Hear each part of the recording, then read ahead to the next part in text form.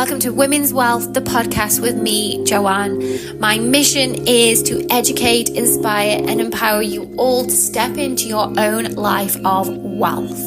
That feeling of being so rich in your mind, body, and soul. I'm so happy to have you here. Let's get straight into it. Hello, welcome back. Welcome to another episode of Wealth with Joanne. Whether you're watching me over on YouTube or you're listening on your favorite podcast streaming site, welcome. And I would like to ask you all just a little tiny favor. Wherever you're listening or watching today, please hit that like, subscribe, comment, share with a friend, whatever it is that you feel like you're called to do today. Because every single little click of that button really does mean the world to me. So thank you in advance. I've been reflecting over the past few weeks on some things that have popped up on my social media. And it confuses me. So we live in a world today where a human being can identify as an animal. They will dress like an animal. They will eat, sleep, live like an animal. And it's okay. We accept that because we don't want to upset that person. We don't want to hurt their feelings. We want to affirm that, yes, you are indeed a dog, you big furry animal. And we will, not me personally, I've never come across a furry. I'm just talking about what I've seen online, that this is a thing. And we do this in many other areas. The only area I feel like we don't do this is with women. With each other, women. We are the worst at uplifting and supporting each other in our own beliefs, our own selfies, our own accomplishments, the things that we do. And this is what I want to talk about today, because I've seen a few things on social media lately, and I'm just going to name drop just a couple. Just name drop. Kate Moss, Pamela Anderson, Bobby Brown, the one from Stranger Things. These women have been popping up on my social media, and rather than us affirming and supporting, when I say us, I mean women, not me and you. I know we haven't done this, but rather than women supporting them and commenting on their pictures with affirmation of praise and well done, and this is amazing, you look amazing, and I'll go into more detail shortly on some of the things that have been said about those women that I've just mentioned. The comments that other women are leaving are disgusting. And there is a trail of how this affects the everyday woman, because people like you and I, we will see these comments on social media, and we may think that these celebrities, they look amazing. Yes, we know they may have had a bit of Botox, they've had filler, they've had whatever, but that's up to them. I don't understand why we are still shaming for that. If people want to do that, let them do it. If that's not your bag, then you don't do it. And we shouldn't be shaming either way. We should not be shaming if someone has had a little bit of Botox or filler. Because when we strip it down, they've probably had disgusting comments when they haven't had the Botox and the filler. Oh, she looks old. Sarah Jessica Parker, for example, she gets so many negative comments because she looks old and she's in her 50s. I think she might be nearly 60. I'm not quite sure of her age. So people like you and I, then we get to a certain age, or when we get to a certain age, and we've seen all of the negative press and the negative things that are said about these women that we look at and think look amazing. How does that then affect our own mental health and the way that we feel when we look in the mirror? I saw a video, and I'll try and find this to bring up and pop it in here, and it was Demi Moore. Demi Moore is not a he. It was Demi Moore, and she had won an Oscar, I think. I don't really know because I don't follow Hollywood like that, but she was talking. She looked amazing. She obviously, she's had her cheeks filled because her cheeks were very prominent, but it was also the light, and she's obviously contoured and got makeup on, but she I actually saw her and I was like, oh my God, she looks amazing. But of course I went to the comments because these videos keep popping up on my algorithm. The comments were disgusting. They were, oh my God, what has she done to her face? She looked better 20 years ago. Oh, I'm sorry. What? Like, why are we comparing other women to themselves 20 years prior? Of course she's going to look different. Whether she's had work done or not, she will look different. And it's similar to the comments that I saw for Pamela Anderson, that she looked better in Baywatch. What? She was 20. Of course, in 2025, nearly 40 years after Baywatch, if she did look exactly the same, I'd be a little bit worried. I'd be thinking that Pamela Anderson's some kind of vampire. She is meant to look different. She is in her 60s. And the reason I keep bringing up Pamela Anderson as well is because I love that she is going to these events and she is not wearing makeup. That should be inspiring in itself. But oh no. Not for Karen online, because Karen thinks that a little bit of makeup does a lot. You should be wearing makeup, Pamela Anderson. And these are the things that I think, women, what are we doing? Why are we not affirming that you look amazing, Pamela, without makeup? Because Pamela that lives down the road is probably going to see that and think, oh my God, I don't need to wear makeup because Pamela Anderson's not wearing makeup. I don't need to go and have a nip and a tuck and or whatever because these celebrities are not doing it. And it does filter down to us. Of course it does. If it didn't filter down, most of us in our 30s, 40s, I know most women that I know have had some kind of Botox filler. They've had some kind of injectable, collagen injections. There's been something, chemical peels. I've had peels, I've had high FU, and I've had the microneedling, all of these things. Yes, to keep my skin in good condition, but also because of what we see online, that it's not okay to look like you're getting old, or it's not okay to feel comfortable in your own skin. So there's all of these things out there that are shoved down our faces that we feel like we need because we're seeing how people get treated. And this has been going on for years and years and years. And the reason I want to talk about it today is just flipping back to the affirmation, the affirming, the support that we're giving to lots of other different, I don't know, I can't call them a minority, or are they minority? I don't know. I don't know what to label these groups of people. So we're giving these affirmations to all of these different groups of people, but not each other, women. Not each other. We're not supporting each other. So I just want to mention Josh Saiter, I think his name is. I'll pop a picture of him here. Now, what he did last year was, so he on his social media, he suddenly came out as a trans woman. He was wearing a dress, he was wearing makeup, he still had a big hairy chest and his tattoos, and he kept his areas, his parts and his hairy legs and all of the things. He literally was a man in a dress. And I can't remember if I mentioned this in another podcast or I just mentioned it out loud, but I kind of knew that he was just being a big troll, because I was just like, this cannot be real. If this is real, this is crazy. Anyway, 6 months later, I think it was, after 6 months of doing the whole thing of, I'm just living in my true authentic self and wearing the dresses and talking about why he was taking the hormones and he got his girl voice, and he then did expose himself, not like that. He exposed the truth that it was a big fat troll. He was trolling. He wanted to show the world, social media, just how easy and how ridiculous at times it is that people are doing this affirmation. So he was trolling. If you've not seen it, go back, have a little look. He went to the extreme. It was extreme, which is kind of like why it was obvious. He then came out and said, yeah, I was trolling. It was a social experiment. But he had so much affirmation, so much of, don't listen to the haters. You look amazing. You're a strong, independent woman. You go, girl. You look beautiful, and all of the things.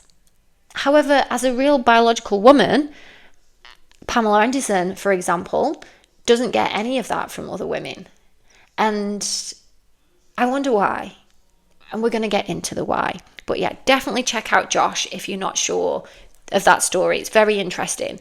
And it does raise questions of, why are we all so eager, so happy to affirm these other things, but we can't log on to social media. And now when I say we, this is not every single woman.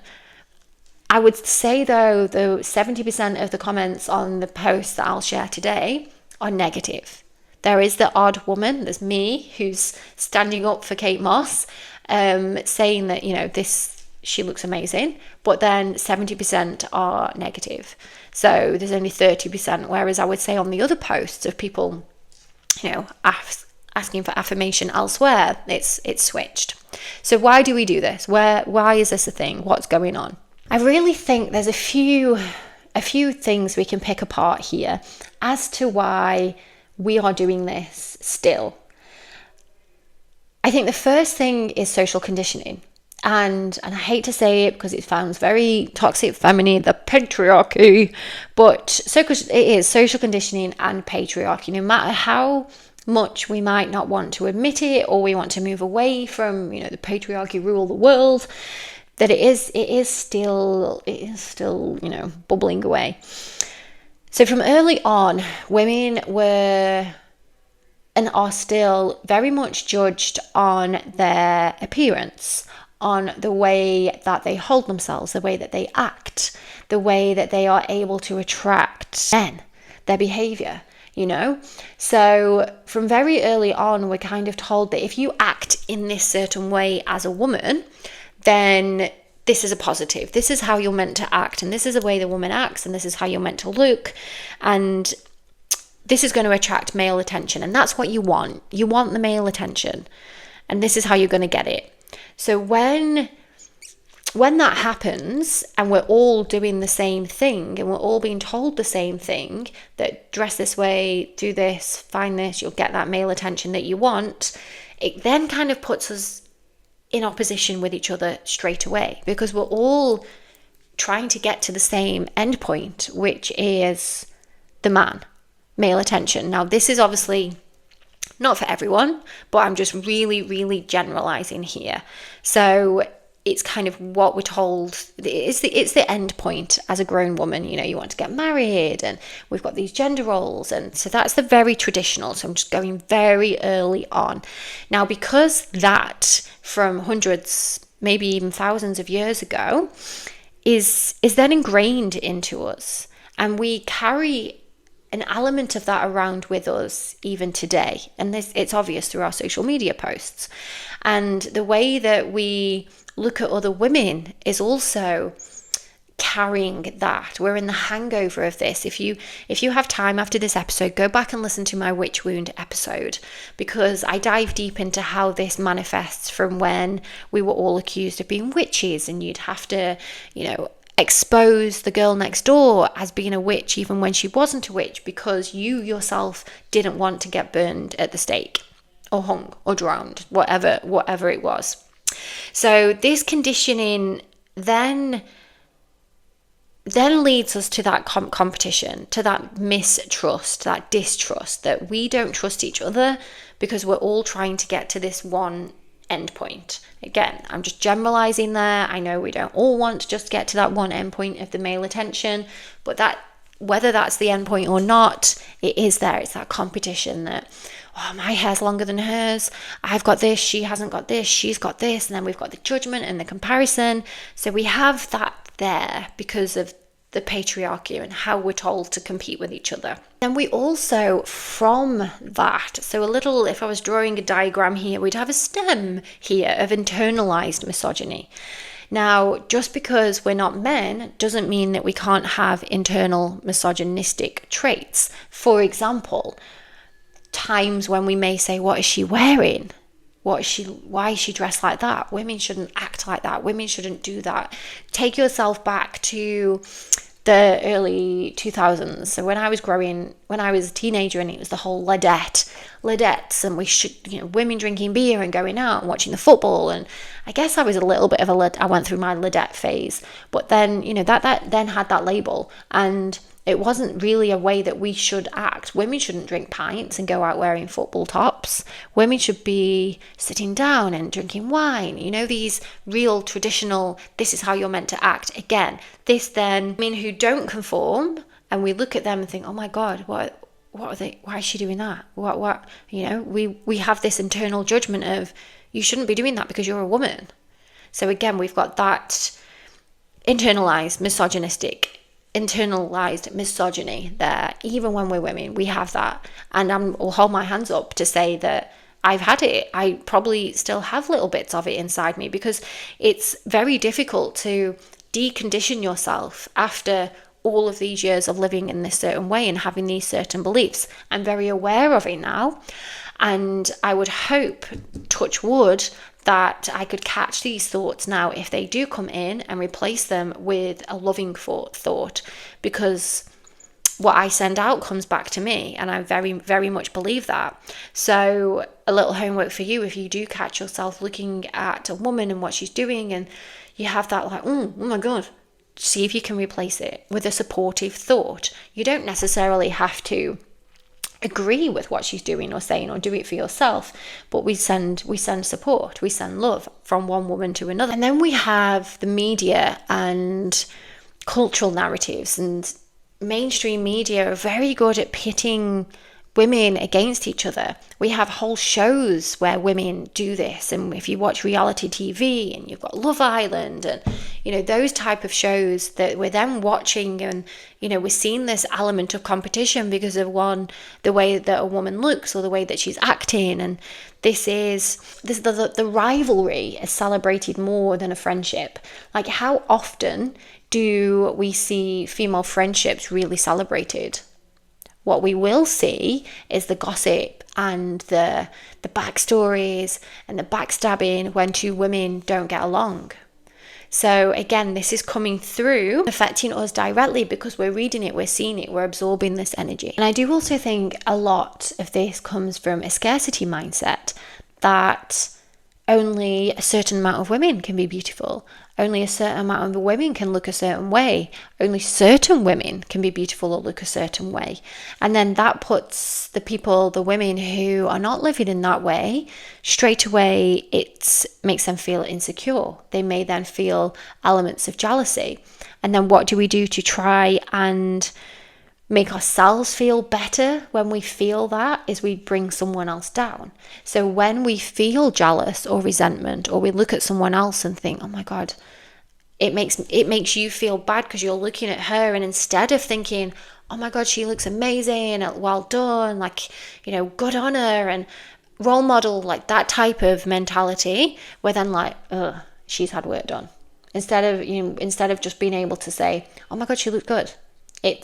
She's had Botox, she's had fillers, she's had this, she's had that, she's had a nip and a tuck, and oh, look what money can get you.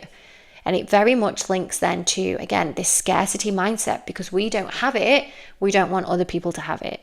And this scarcity mindset then reinforces our own beliefs that only a certain amount of people can be like that.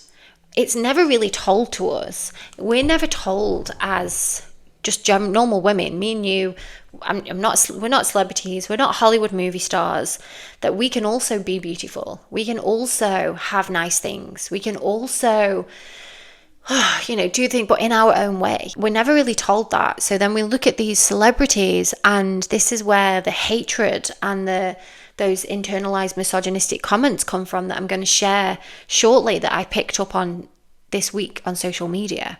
Because no one's ever told us or reinforced that, no, you're also very beautiful. You're also very kind and caring, and you do all these amazing things. Because we're always putting these other people on a pedestal instead of putting ourselves on a pedestal. And then we tear them down because we don't want them to be on that pedestal, because it makes us feel bad. And then, of course, on social media, we have, these social media platforms are designed to get information out quickly to a lot of people, getting people reading, getting people spreading their opinions, and it puts them people in this safety net of anonymity. Yes, anonymity. So we see other people writing it, and then we're like, yeah, she has had work done. Let's not give her any praise. She doesn't deserve praise because she doesn't look like that. She doesn't deserve to be told that she looks beautiful because she's had things done to herself. And then we see someone else do it. And then it's in this loop of negative comments, and then the algorithm picks up on this, but it's okay because no one knows who we are. It's all anonymous. And this then feeds, and like I said, this is how it then feeds into us. It's an echo chamber. It comes from social media down into our daily lives. It comes from social media to us seeing a woman passing us in the street, and then all of a sudden we're like, oh, she's had work done. And we're disgusted by it. Instead of just letting her do what she needs to do. And if she looks good, let's just say it. Why can't we just say, yeah, we might know that she's had work done. You know, it's like, oh, no one ever telling me that I like your hair. My hair is obviously not this naturally half and half. But then holding it against someone because, oh, I can't tell her I like your hair because it's clear that she's had highlights. That's not natural. But we've taken it one step further, that we're disgusted by it, and we're really nasty, and we just not supporting of the women. And I know I keep repeating this, but it's really upsetting that we are still not over this after all of these years. So I'm going to show you some of the examples that I found this week. So I'll pop them.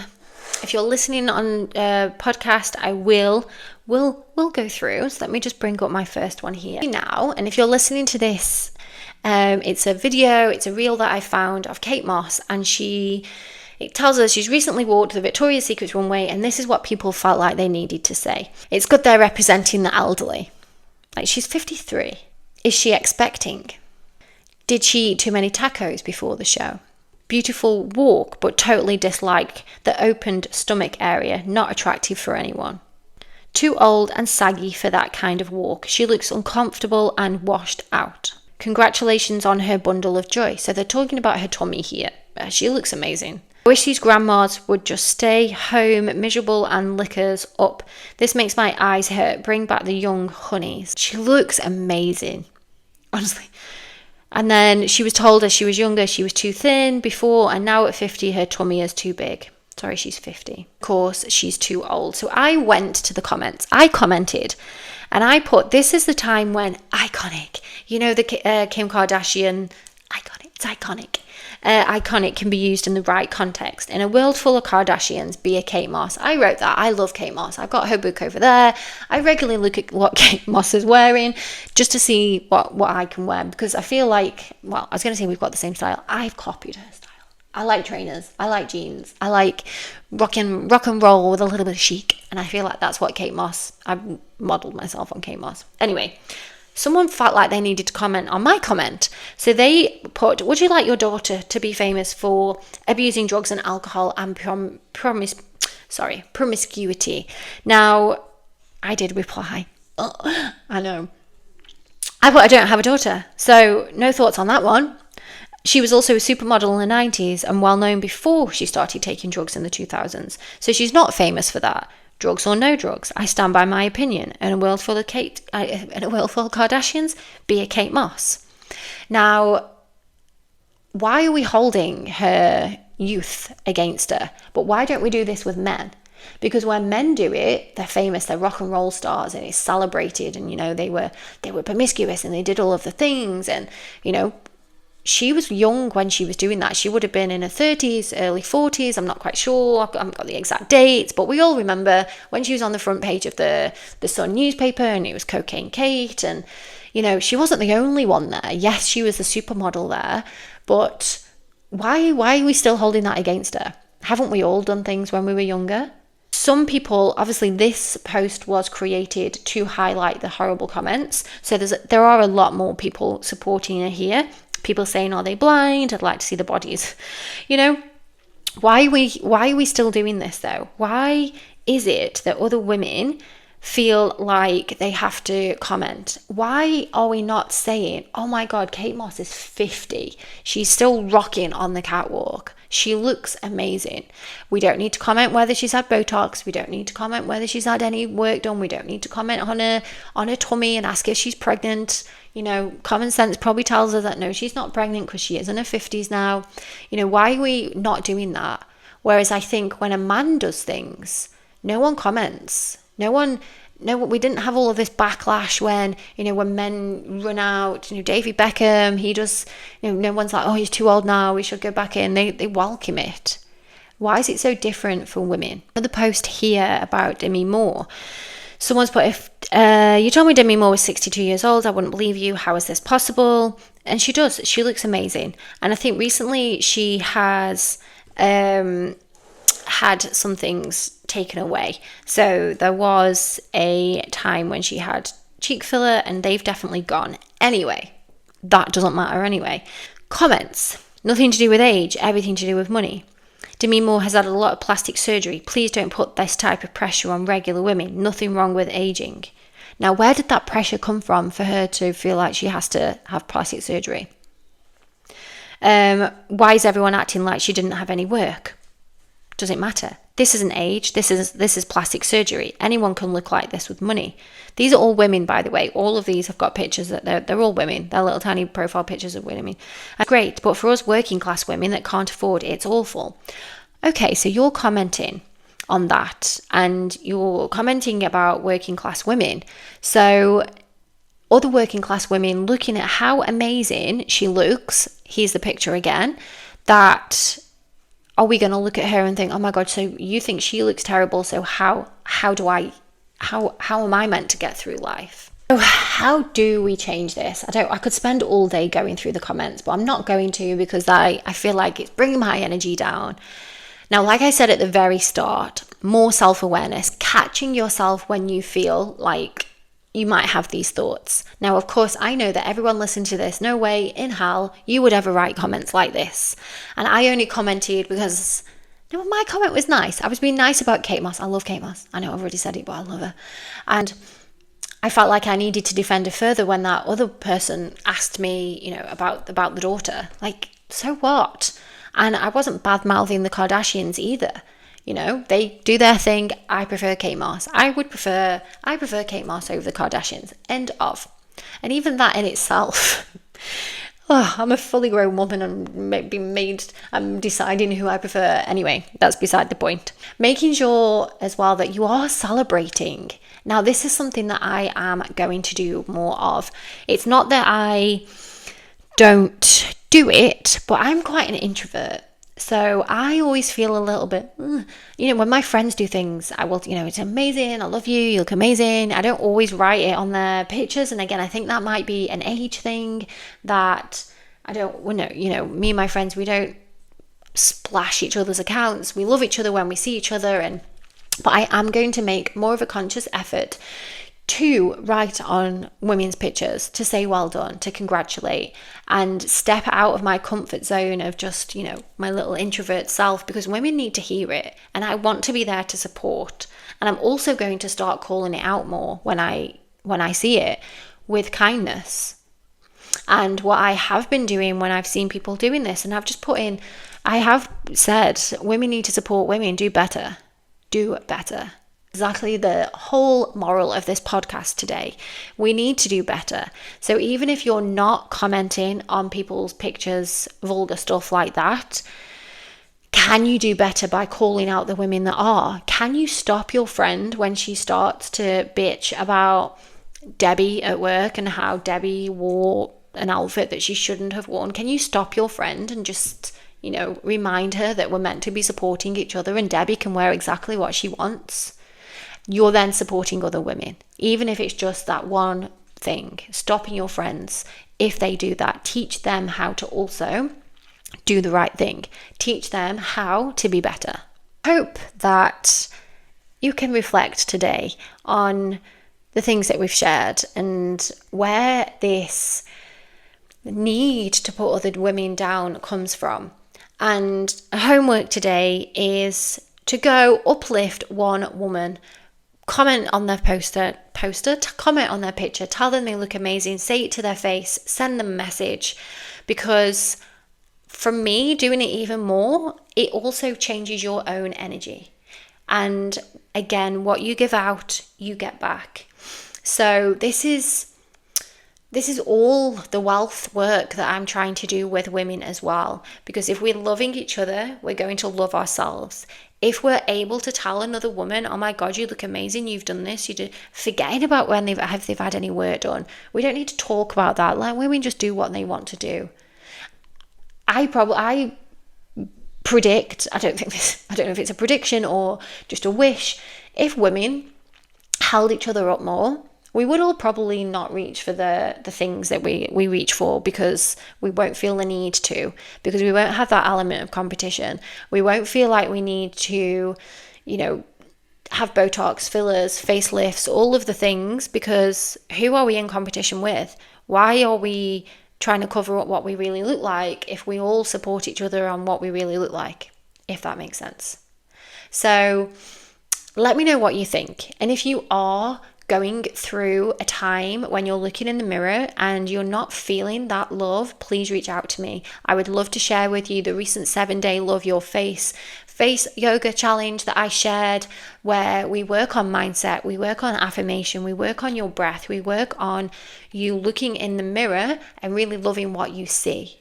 So if you're not hearing it from other women, you can hear it from yourself when you look in the mirror. Anyway, let me know what you think. Please reach out to me, and I will see you all in the next episode.